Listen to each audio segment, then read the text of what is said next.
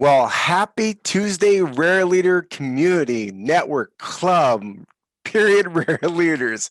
I'm Tony Jalen. Thank you for joining us for our Tuesday Rare Conversation. I'm here, of course, with the lovely, the wonderful Danielle Jalen. Hello, Danielle. Good afternoon. Good afternoon. Well, folks, you're going to want to make sure to stick around. We got a very special announcement that we on this conversation here today. You can join us here every Tuesday at 12:01 p.m. and then we go until 12:31 p.m. and it's just having a live, rare conversation around topics that matter. And the reason why we do this is because our mission is to provide you with the tools and resources and connections to people that'll help you achieve your goals, not only in business but also in life.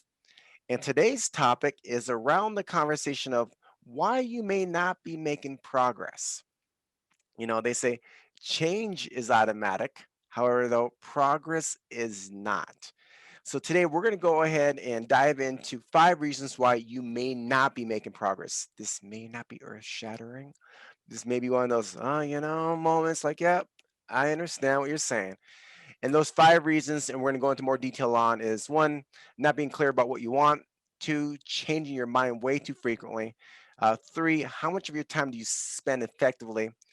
Four, you might be just giving up too easily. And five, you don't manage your negative emotions well enough to be successful. So let's dive into the conversation, shall we? And for those of you guys who are watching us live, please make sure to go and type any things in the chat box. We're watching that as well. So, sometimes I think, Danielle, when we talk about progress, um, the small progress is sometimes what we discount, right? Even though we may not see it, but eventually over time, it builds. And life can be frustrating, especially when you could be doing so much better because you're intelligent, you're friendly, you're talented, but still fail to make the significant progress that you want in life. So let's start with the first reason why people may not be making progress. Let's talk about not being clear about what you want. All right.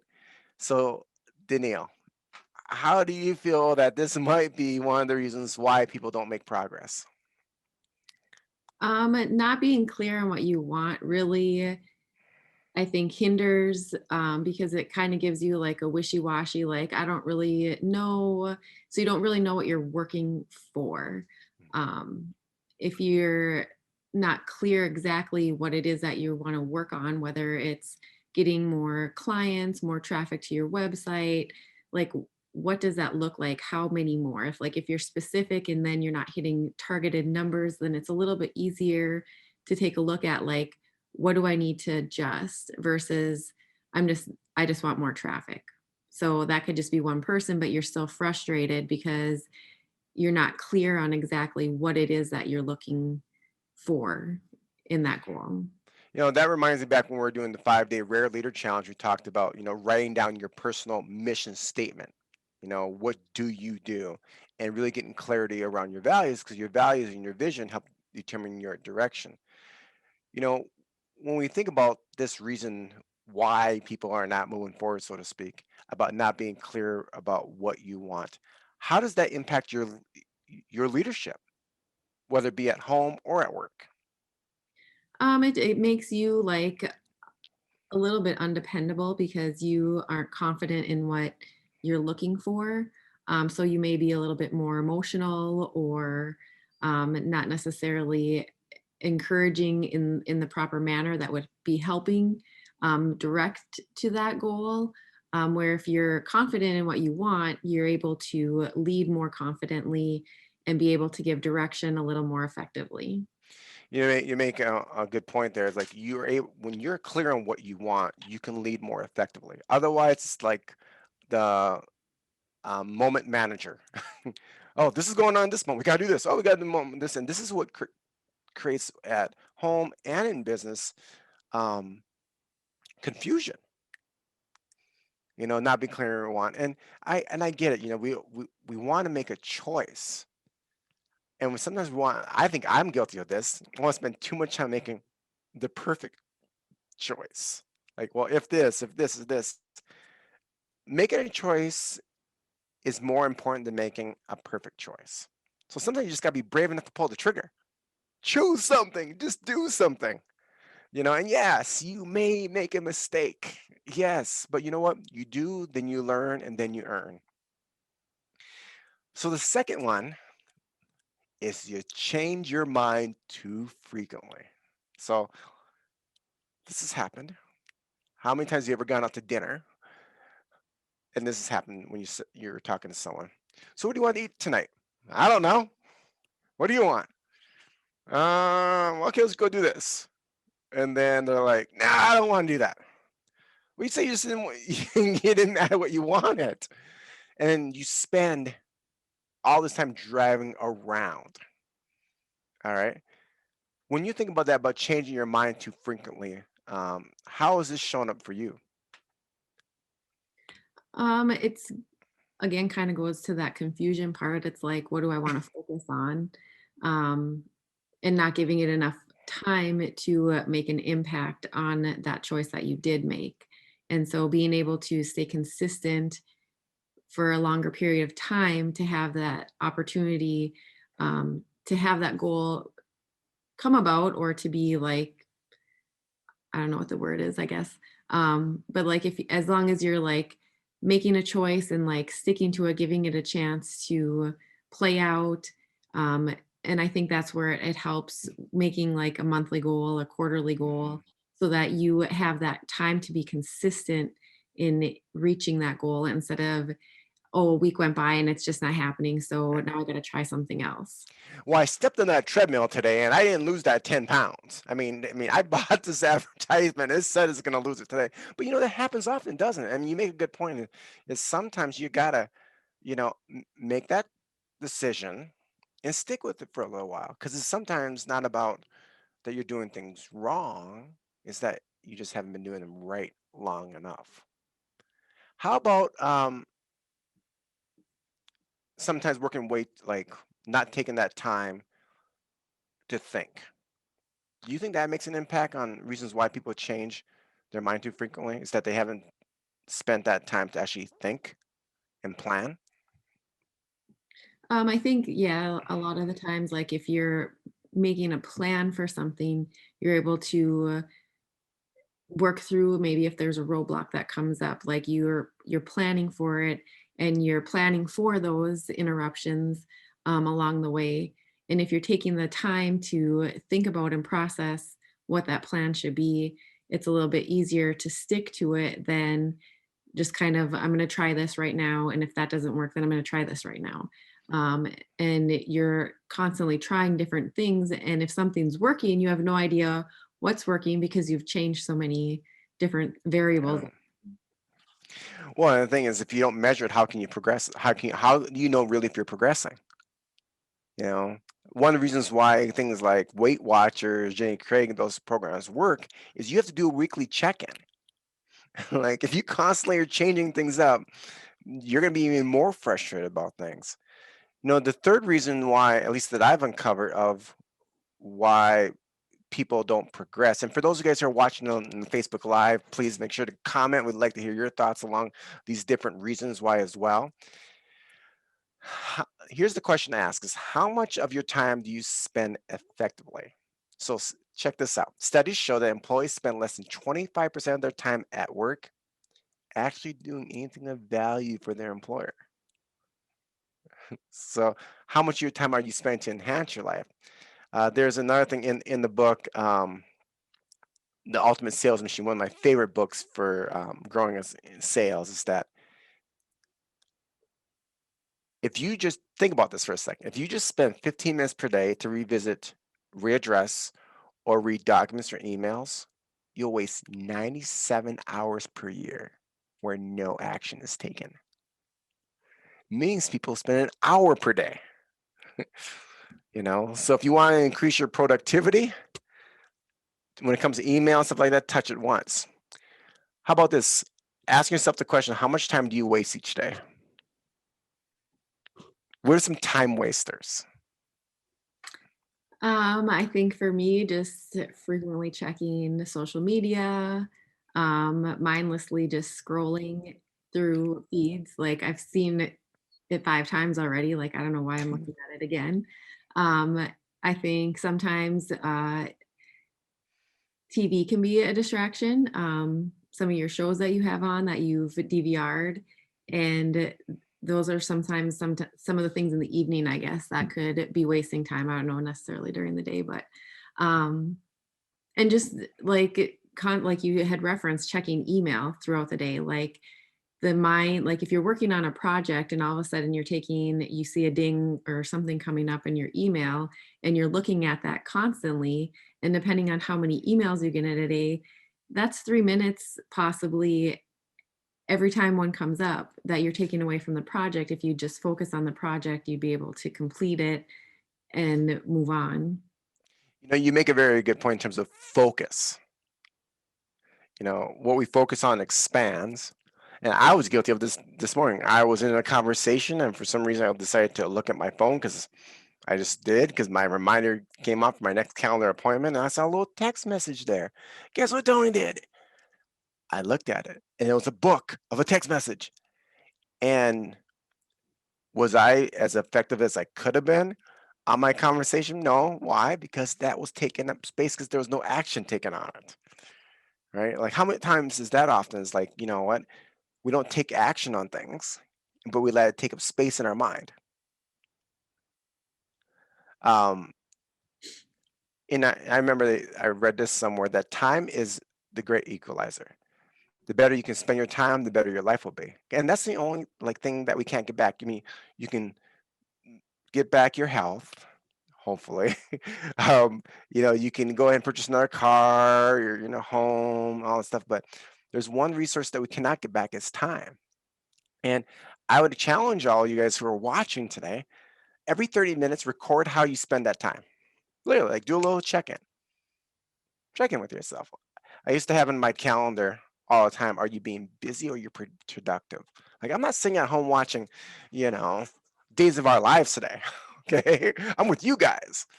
However, though, when people say, I just don't have time, I'm so busy. I'm like, okay, let's go ahead and squash that right now. It's not that you're busy. I mean, you might have a lot on your calendar, right? But is it a priority for you? That's probably the biggest question you got to ask yourself. You say, but is it really a priority? Or like in our house, one of the swear words is can't. It's like, just, you want to get me fired up, just say can't. I can't do that. But yeah, I encourage, invite you guys as well to really record for 30 minutes how you spend your time. Just a quick check-in, a reality check. Here's number 4. Reason why people may not be achieving the success that they want. How about this? You give up too easily. Danielle, what's your thoughts on that? I think that's easy to do. It's hard to stay focused and on task and disciplined to keep doing something, even when it becomes challenging. And so it's easy just to be like, oh, it's not happening and walk away from it. Where if you can stay disciplined and consistent, that the obstacles, I think perseverance is probably one of the biggest things, is working through the obstacles that may come up, because it's easy if something becomes hard to just want to walk away from it right away. Yeah, I think that's easy to happen. Especially I think it's tougher when you've done it once before and you got a new goal again. For example, in my 20s, I had an incredibly fit period of time. I've gone through my different stages, and sometimes this is just me being vulnerable with all you guys. Is that I'm like, oh man, I know I can get back to that spot or a better spot than I was, but man, it took so much damn work.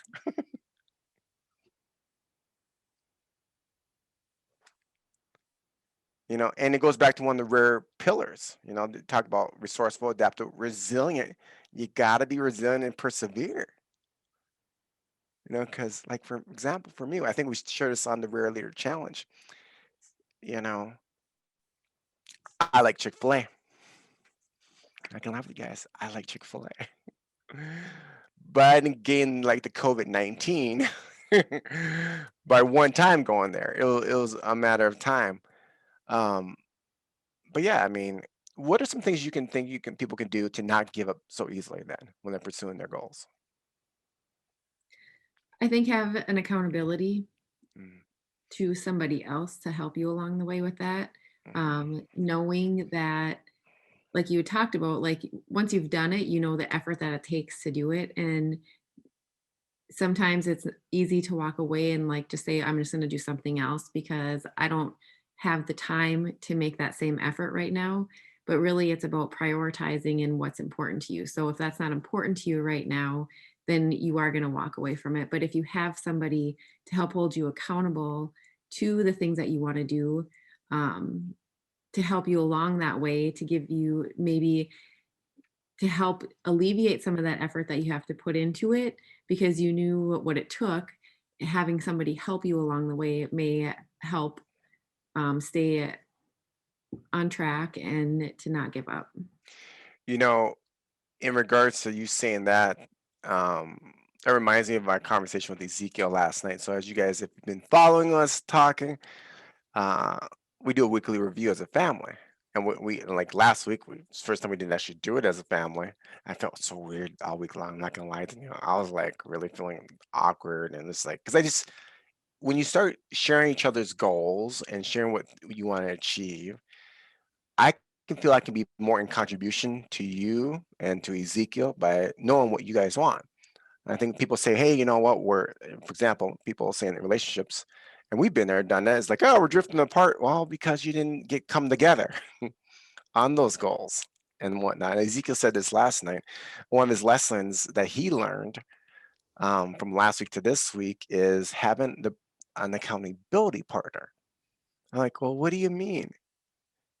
He goes, well, I shared with you guys that if I hadn't run my mile, that I couldn't go on Xbox. And mom reminded me of that last week. He goes, and I think it's important because he goes, if I'm not, don't have the full stamina, I'm not helping my team out. So I need someone to go ahead and, um, lean in on me a little bit. But why is it so hard for people then sometimes to have accountability partners then? Because if nobody knows about it and you don't do it, it doesn't matter. Mm, And really, you're then only cheating yourself out of that benefit of doing it, even though no one else knows that you are doing it. mm, yeah, And once you give up on one thing that nobody knows about, it's easy to give up on something else. And that's not how we're built. Like we are built to excel. And I think as rare leaders that it's important to be there for one another to help continue to build one another up and to contribute to the well-being of one another or give ideas or to that accountability. So just really being able to have somebody there um, to help you. Like it's not a bad thing to have to need help every once in a while. yeah, And I think when you're able to share and contribute to each other, it helps you not give up easily on the things that you're working hard towards. When if nobody knows about it, it is easy to walk away from. yeah. That's so true. If no one knows about it, it's easy to walk away because then it's not real because you're the only one who's keeping the secret. That's there's an announcement we have for you guys. It's an exciting announcement for April 13th. You're going to want to make sure to have your calendars booked for April 13th. And we're going to get onto that in a little bit in a moment. As one of the reasons why it's so important to share your goals with someone that can hold you accountable, like giving them permission. Danielle, will you hold me accountable to this? This is the reason why my lunches are different because I asked for her help on it. And here's the final reason why that you might not be making progress. You don't manage your negative emotions well enough to be successful. Hmm.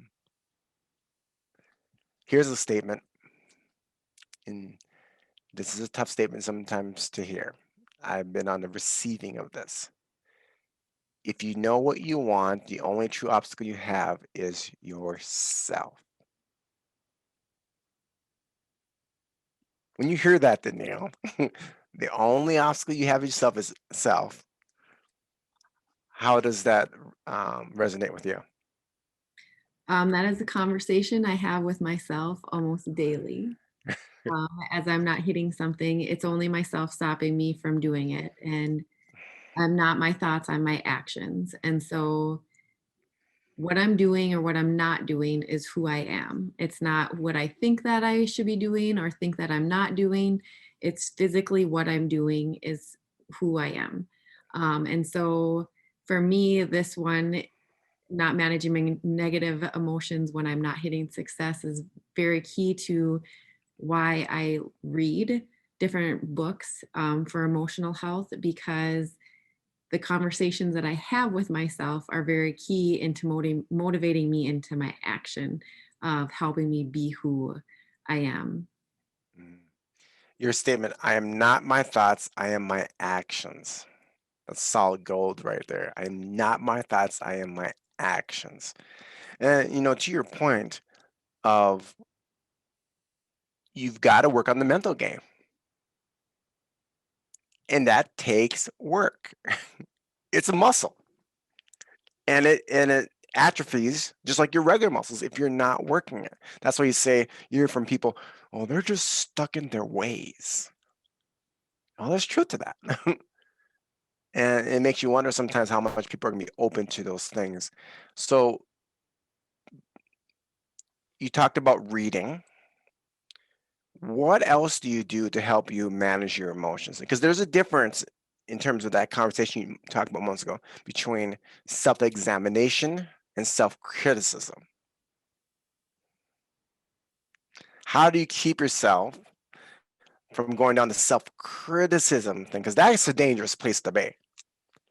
You want to go and cut yourself at knees real quick, do self-criticism versus self-examination. It's something that I constantly work on. Sometimes it's not as easy as it is just to take the action, but that's really what I've started focusing on. Like if I can feel myself becoming more negative about what I'm not doing, just really looking at like taking some kind of an action immediately to change the moment that I'm in, the environment, just to like kind of snap myself. And it takes practice. It's not like um and there are times that it does just become frustrating and overwhelming because I've let it get to that point. Mm, And then how do you get rid of it? Like a lot of times I just start writing out in my journal just to like get it out of my head because it starts spinning in circles. Um, and it's one way just to release it so that I can draw the line and then take that action. yeah. But that's something that I've really had to work on a lot, especially um, coming out of now COVID when everything was just like, whatever, like everything shut down. I'll just get to it when I get to it. It's really now something more to work on because it's like, timing is a lot more paced and we're back into a normal routine of things of some sorts. Um, and so to kind of like stop that, like, oh, I'll just get to it when I get to it, like not in any rush to get it done, has been a challenge to work through. Yeah. And that goes back to understand your mission, understand your vision, and keep in front of you. I mean, I know we've mentioned this a lot. There's a reason why, because I know the impact it's made on us personally and so many people that we've partnered with and walked alongside of it. Um, you can begin making meaningful progress in your life no matter how long you've been stuck in a rut. Let me repeat that. You can make meaningful progress in your life no matter how long you've been stuck in a rut. I think sometimes you got to go ahead and sit in the suck, own it. I think we sometimes try to run away from it all the time. I've been guilty of it. I want to run away from it. I don't want to jump on that scale all the time. I don't want to put on those pair of pants and recognize that they just don't feel like they did last year. Okay. But then we got to own where the heck we're at. and understand that, our words transfer into our thoughts, which turns into our beliefs and our identity, which gives us our actions. So if you can be mindful of, how you speak to yourself, and like Danielle said, is get it out. If you don't get it out, you're gonna be like that tea kettle, you're gonna blow your top. And the person who you blow that top to, they're gonna like, what the heck did I do? Like you're like, whoa, okay. I will make sure to close the door next time when I go outside. Okay. Journaling is so important. That's one strategy I believe. Meditation. I'm still working at meditation. I'm not the best at it yet. Find an outlet. You know, Life is about managing energy. In the book, the Power of Full Engagement by Jim Lear, he talks about there's four quadrants to manage each and every day, and you got to do something for them. It's not about time management; it's about energy management. He goes spiritual, emotional, mental, and physical. So, what are you doing for those four quadrants each and every day? And I think if you do something for them, number five reason why it keeps you from being success or enjoying more progress starts going down, at least my own personal experience. So, any additional thoughts you want to add to that, Danielle? Number five about not managing your negative emotions well to be successful. No, I think it's just important to recognize where you're at. And if one of those things stands out to you that you tend to gravitate towards more frequently, there's a reason why, and just really being able to dial into why that's standing out, and to be able to address that. Yeah. Well, we covered five different reasons why you might not be making progress today. You know, One, not being clear about what you want. Two, you change your mind too frequently. Three, how much of your time do you spend effectively? Four, you might just be giving up too easily. Five, you don't manage your negative emotions well enough to be successful. I think a lot of it has to do with making sure you surround yourself with other rare leaders, other people that are going to support you and encourage you and also call you on your crap, right? You know, Not having all those yes people around you. And it may not be comfortable, but either you're going to create life or life is going to create you. And I think we all want to create life, right? That we want. And so, this goes back to sharing your goals with other people. So on April 13th, we're going to have a very special opportunity. And if you don't have an iPhone right now, it is what it is. iOS, maybe you want to get one between now and April 13th. But we're almost coming up on our 1 year of Rare Leaders, of when we started and why we started. And part of it was about giving back and creating a space for people to win, to collaborate, to connect with one another. So on April 13th, on Clubhouse, the app, and we're going to see if I can stream it here too. No promises or not. But we're going to be sitting down with a couple of people with international bestseller selling author Bob Berg. He co-authored the book The Go Giver that sold nearly 1 million copies. 1 million copies. And so got to share some things with him about rare leaders and what we're doing, what we're about. And so it's gonna be on Clubhouse. If you're not on Clubhouse, check out at Tony Jalen or at D Jalen to go ahead and follow and get an invite for that. We do have a club on Clubhouse as well called the Rare Leaders Club. But during this talk, imagine having most of your business come from referrals. Imagine being able to create the mindset of giving to really truly grow and expand not only in your business but also in your personal life. So that's April 13th, 11:30 Central Standard Time. So as we close up, Danielle, we got less than 30 seconds here to close up. Uh, uh, Final thoughts you want to share?